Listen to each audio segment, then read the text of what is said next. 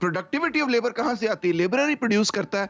वो नई मशीनें हो उसके पास नई तालीम हो, उसके पास इल्म हो, उसका हुनर डेवलप किया जाए, इन सब चीज़ों से मुल्क तरक्की करते हैं। तो यहाँ पे तो ह्यूमन डेवलपमेंट में कोई इन्वेस्टमेंट ही नहीं हुई, ह्यूमन कैपिटल में कोई इन्वेस्टमेंट ही नहीं करता, ना एजुकेशन में कोई इन्वेस्टमेंट है, ना स्किल डेवलपमेंट में कोई इन्वेस्टमेंट है, ना गरीबों की ज़िंदगी ऐसी है कि वो अपने अंदर इन्वेस्ट कर सकें। आप खुद देख सकते हैं कि जो बंदा 2 वक़्त की रोटी पूरी नहीं कर सकता, वो किस तरह अपनी स्किल डेवलपमेंट करे। रियासत जो है वो दर हकीकत सरमायादार तबके की नुमाइंदा एक तंजीम है, एक जमात है, एक इदारा है, और उसके मुफाद में ये नहीं है कि वो मज़दूरों के और मेहनत कशों के हक में पॉलिसी अगर वो बना भी लेते हैं कि उस पे अमल दरामद किया जाए।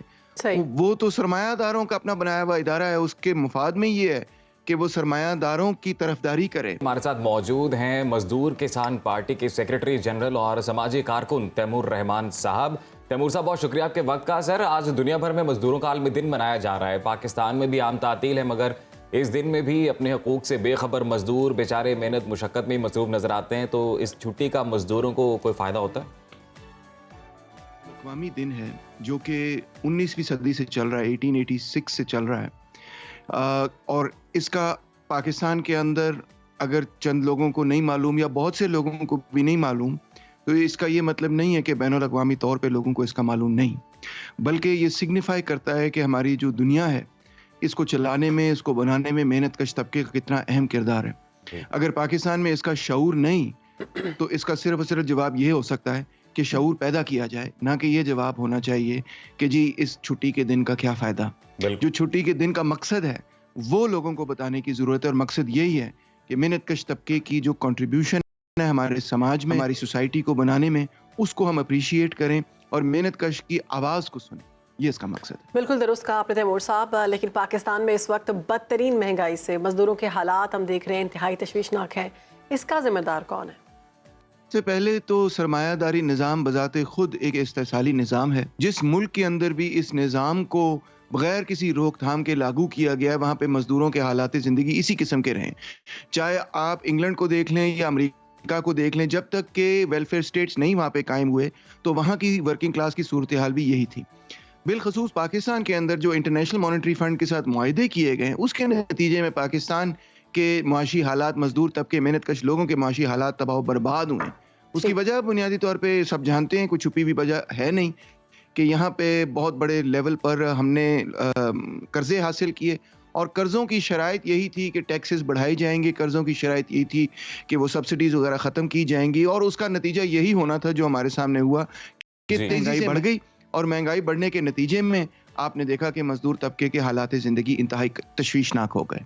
तैमूर साहब, लेबर लॉज की बात करते हैं। मुल्क में मजदूरों के तहफ़्फ़ुज़ के लिए कानून तो मौजूद हैं, लेकिन उस पर अमल दरामद होता नज़र नहीं आता। तो पाकिस्तान जैसे ममालिक में लेबर कवानीन पर अमल दरामद क्यों नहीं हो पाता? रियासत जो है वो दर हकीकत सरमायादार तबके की नुमाइंदा एक तंजीम है, एक जमात है, एक इदारा है, और उसके मुफाद में ये नहीं है कि वो मज़दूरों के और मेहनत कशों के हक में पॉलिसी अगर वो बना भी लेते हैं कि उस पे अमल दरामद किया जाए। वो तो सरमायादारों का अपना बनाया हुआ इदारा है, उसके मुफाद में ये है कि वो सरमायादारों की तरफदारी करे। आप खुद देख सकते हैं IPPs को कितनी बड़ी बड़ी सब्सिडीज मिलती हैं हमारे मुल्क में, ट्रिलियन रुपए से ज्यादा सब्सिडीज उनको मिलती हैं। जो एक्सपोर्टर्स हैं उनको सब्सिडीज मिलती हैं। सरमाएदार आए दिन ये कहता है कि मुझे गैस में सब्सिडी दें, मुझे बिजली में सब्सिडी दें, मुझे एक्सपोर्ट प्रमोशन स्कीम दें, मुझे टैक्स रिलीफ दें, मुझे टैक्स रिबेट दें। ये सब सहूलियात जो है सरमाएदार को मिलती हैं इस मुल्क के अंदर। बल्कि आपको तो मालूम ही होगा कि बेसिकली पाकिस्तान का जो सनती ढांचा है वो तो बनाया ही रियासत ने था। 60s के अंदर अयूब खान के पीरियड के अंदर रियासत ने बड़ी बड़ी फैक्ट्रियां लगा के सरमायादारों के हाथों में पकड़ाई कि ये ले इन फैक्ट्रियों को आप चलाएं। तो मजदूर के लिए तो ये रियासत कुछ भी नहीं सोचती, ना काम करती है ही सरमायादारों की रियासत। उन्हीं के लिए, उन्हीं के मुफादात के तहफ़्फ़ुज़ के लिए काम करती है। उनको बिलियंस और ट्रिलियंस ऑफ रुपए की सब्सिडीज देती है, और मजदूर बेचारा आपके सामने ही है कि जो कानून में बात लिखी भी होती है उस पर भी अमल दरामद करने के लिए कोई ऐसी पॉलिसी नहीं बनाई जाती जिसके नतीजे में इंश्योर किया जा सके कि 32,000 रुपए मिनिमम वेज है फॉर इंस्टेंस, वो पूरी हो जाए। या भी आप Exactly. देखें लाहौर की सड़कों पर GPO चौक पर वो आपने देखा होगा किसान इत्तेहाद के लोग इकट्ठे हुए थे कि जी हमने जो गंदम पैदा की है, जो हमने सब चीज़ें पैदा की हैं, वो हमसे खरीदी खरीदी नहीं जा रही, क्यों बिल्कुल। ज़ाया ना हो, बजाय इसके कि हम ओपन मार्केट इकोनॉमी में बेचें, अगर हुकूमत हमसे प्रोक्योर करे। तो इस वजह सड़कों पे थे, कल भी निकले थे, बिल्कुल ठीक। परसों भी निकले हुए थे, उनको डंडे मारे, उनको पकड़ के उठा के ले गए। तो इसी से आपको समझ आ जाती है कि सरमाया की ये जो रियासत है वो कोई गरीबों की रियासत नहीं है, वो दर हकीकत एक न्यू कॉलोनियल स्टेट है। यहाँ गोरों ने आके रियासत बनाई थी, वो ही आगे चली जा रही है। ये कोई डेमोक्रेटिक स्टेट तो है नहीं, गरीबों की परवाह नहीं, यहाँ कोई वेलफेयर का निज़ाम नहीं है। आपके सामने है सारा सिलसिला, सब इस बात को जानते हैं। ऐसे सवाल आप जो कर रहे हैं इसमें कोई पेचीदा जवाब है ही नहीं, सीधी सी बात है कि सरमायादारों की रियासत है, उनके मफाद के लिए काम करती है। बिल्कुल दुरुस्त कहा, आपके वेलफेयर का कोई निज़ाम नहीं है। लेबर मूवमेंट की अगर हम बात करें तो पिछले 70-75 साल से मुख्तलिफ तंजीमें हमने देखी हैं मज़दूरों के हकूक़ के लिए, तहफ़्फ़ुज़ के लिए तहरीक चलाती हैं। मज़दूरों की नुमाइंदा तंजीमें इन्हें हकूक़ दिलाने में कामयाब क्यों नहीं हो पाती? इतने को लेबर कवानीन है, ये किसने पास कराए हैं? ये पास कराए हैं, ये कोई सरमायादारों ने खैरात में तो नहीं दिए। ये सारी चीज़ें जो हैं मजदूरों की डिमांड थी 60s के अंदर, 70s के अंदर, जिसके नतीजे में यहाँ पे पूरे नए कवानीन इंट्रोड्यूस और मुतारिफ हुए, कलेक्टिव बार्गेनिंग वगैरह के, और ये मिनिमम वेज के लॉज, ये सारे ओल्ड एज पेंशन बेनिफिट वगैरह जितने लेबर के कवानीन हैं, ये किसने आपको करके दिए? लेबर मूवमेंट के अलावा लेबर मूवमेंट ने करके दिए। ये कोई सरमायादारों ने ये तो नहीं कहा कि हाय मुझे बड़ा दुख हो रहा है, अफसोस हो रहा है, गरीब बंदा जो है ना बड़ी गुर्बत में रह रहा है, ये लोग मैं कानून बना देता हूं। नो, ये नीचे से प्रेशर था लेबर मूवमेंट का, जिसके नतीजे में ये नए कवानीन बने। मगर हुकूमत ने कानून तो बना दिए 1970 की दिहाई में, प्रेशर बहुत ज्यादा था, इसलिए कुछ प्रोग्रेसिव लेबर लेजिस्लेशन हो गई। मगर रियासत का और हुकूमत का और हुक्मरान तबके का, हुक्मरानों का कोई इरादा थोड़ी था कि इन चीजों पे इम्प्लीमेंट किया जाए। उन्होंने कहा ये जी कागज का टुकड़ा पास हो गया, ठीक है, लोगों को उसको दिखा के खुश कर दिया, उसके बाद उस पर इम्प्लीमेंटेशन ही नहीं की। तो ये हकीकत है। देखें, ये तो दबकाती लड़ाई है ना, इसकी कसूरवार आप, मुझे अजीब सी बात लगती है कि अगर तो लेबर मूवमेंट इंचार्ज होती तो आप इस पूरी रियासत की, तो फिर आप कहते हैं कि लेबर मूवमेंट जो है वो क्यों नहीं उसने इम्प्लीमेंट करवाए। वो इंचार्ज ही नहीं, उसको तो डंडे मार मार के, उसका तो जेलों में फेंक फेंक के उसका तो सत्यानाश कर दिया। जहाँ पे कोई लेबर का बंदा जो है बात करता है अपने हकूक के लिए, उसको फौरन नौकरी से बरतरफ कर देते हैं। तो लेबर के कवानीन पर अगर इम्प्लीमेंटेशन नहीं हुई तो इसका गरीबों बेचारे लेबर मूवमेंट का क्या कसूर है? वो तो लड़ रहे हैं, उनको तो मारे पड़ रही हैं, वो तो कह रहे हैं इम्प्लीमेंट किया जाए, उनके पास इक़्तिदार नहीं है, इस वजह से वो इम्प्लीमेंट नहीं करवा सकते। तो ये सवाल तो हुक्मरान तबके से और हाकिमों से करना चाहिए ना, कि जी आपने कानून पास किया, उसको इम्प्लीमेंट क्यों नहीं करते? ये सवाल लेबर मूवमेंट से तो बनता ही नहीं है कि आप इम्प्लीमेंट क्यों नहीं करवा सके। जवाब इसका ऑब्वियस है, वो इक़्तिदार में ही नहीं है, वो तो बेचारे 2 वक्त की रोटी पूरी करने की कोशिश कर रही है लेबर जो है, और महंगाई आपके सबके सामने है। सो एक्चुअली इसका कसूरवार जिम्मेदार उसको ठहराया जाए जो जिसका इक़्तिदार है, ना कि उसको ठहराया जाए जो बेचारा मजलूम है, जो कोशिश कर रहा है कि उसको उसके जमहूरी हकूक मिले। समझे ना बात को? तो इसका कसूरवार कतई तौर पे लेबर मूवमेंट नहीं है, इसकी कसूरवार तो हुक्मरान तबके के लोग हैं। अच्छा साहब, ये बताइएगा कि मजदूरों की हालत ज़ार कैसे बेहतर बनाई जा सकती है? क्या मजदूर को खुशहाल किए बगैर मुल्क तरक्की कर सकेगा? तरक्की नहीं कर सकता, कोई मुल्क नहीं कर सकता तरक्की। इनफैक्ट देखिए ना, जो मेहनत कश है, जो मेहनत करने वाला है, असल में तो सोसाइटी की प्रोडक्टिव पावर वो मेहनत कश तबका पैदा करता है। एडम स्मिथ की वेल्थ ऑफ नेशंस किताब मेरे पीछे लगी हुई है, कभी आप उसमें पढ़ें, उसमें वो यही कहता है कि वेल्थ ऑफ नेशंस किस चीज से बनती है। दुनिया एक किसी समाज के अंदर जो जिसको दौलत कहते हैं, वेल्थ कहते हैं, वो बनती कैसे है? वो कहता है वो प्रोडक्टिविटी ऑफ लेबर से बनती है। जनाब यानी वो ना तो सोने से बनती है, ना वो चांदी से बनती है, ना वो गोल्ड बुलियन से बनती है, ना वो इन्वेस्टमेंट स्कीम से बनती है, ना इससे बनती है, ना बैंकों से बनती। नो, एक चीज से बनती है और वो है प्रोडक्टिविटी ऑफ लेबर। जो इंसान की एबिलिटी टू प्रोड्यूस है, वो जब ग्रो करती है, उसके नतीजे में किसी भी समाज की वेल्थ पैदा होती है। तो ये प्रोडक्टिविटी ऑफ लेबर कहाँ से आती है? लेबर ही प्रोड्यूस करता है।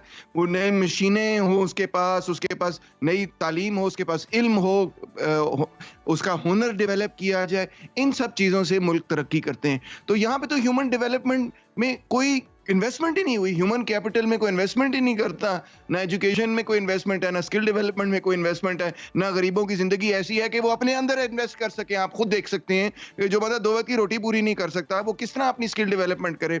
وہ کس طرح اپنی پروڈکٹیوٹی بڑھائے. اسے تو سب سے مینیل کام لیا جاتا ہے اور لیا جاتا رہا ہے اور لیا جاتا رہے گا, کیونکہ کوئی لانگ ٹرم ویژن تو ہے نہیں حکومت کا. بس ادھر سے قرضہ لے لو اور ادھر سے امپورٹس اپنے کرتے جاؤ, ادھر سے قرضہ لے لو اور ادھر سے حکومتی اخراجات کرتے جاؤ, یا ٹیکس بڑھا دو یا پیسے چھاپ دو. اس کے علاوہ کیا اکنامک پالیسی ہے کہ پبلک کے اندر, لوگوں کے اندر, ایجوکیشن کے اندر انویسٹ کیا ہو. پچھلے 70 سالوں سے کسی بھی حکومت نے پبلک کے اندر, عوام کے اندر, محنت کش طبقے کے اندر انویسٹمنٹ ہی نہیں کی کہ ان کو پڑھائیں, ان کو لکھائیں, ان کو سکھائیں, ان کا ہنر ڈیولپ کریں, ان کی پروڈکٹیوٹی بنائیں.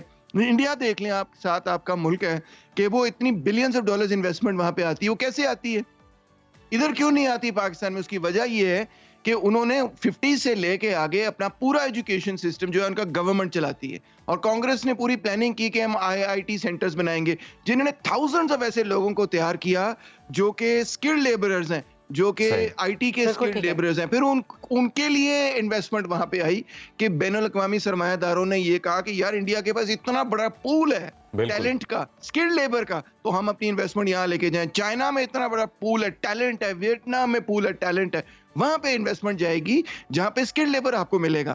تو پاکستان کے اندر تو اسکلڈ لیبر جتنا کو ہوتا ہے وہ یہیں سے چھوڑ کے چلا جاتا ہے, وہ باہر چلا جاتا ہے پڑھنے کام کرنے کے لیے.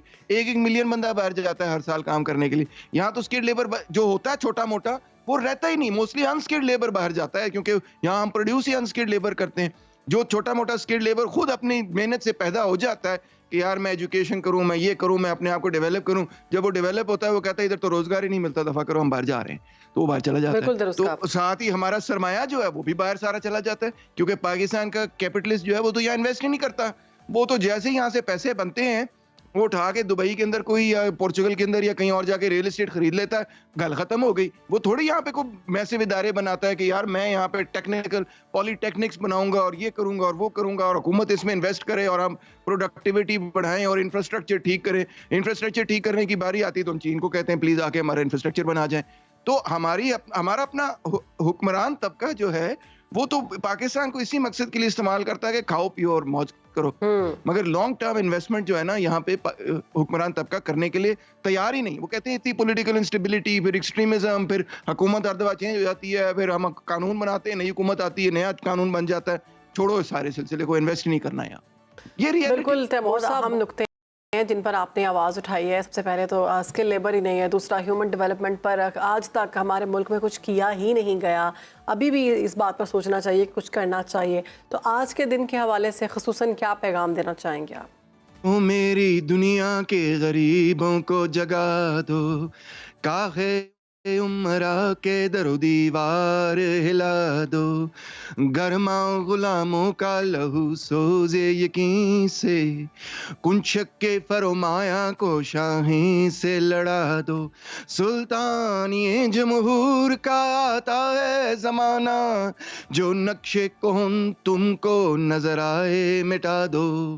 جس کھیت سے دہقاں کو میسر نہیں روزی, اس کھیت کے ہر خوشائے گندم کو جلا دو. اٹھو میری دنیا کے غریبوں کو جگا دو, اٹھو میری دنیا کے غریبوں کو جگا دو.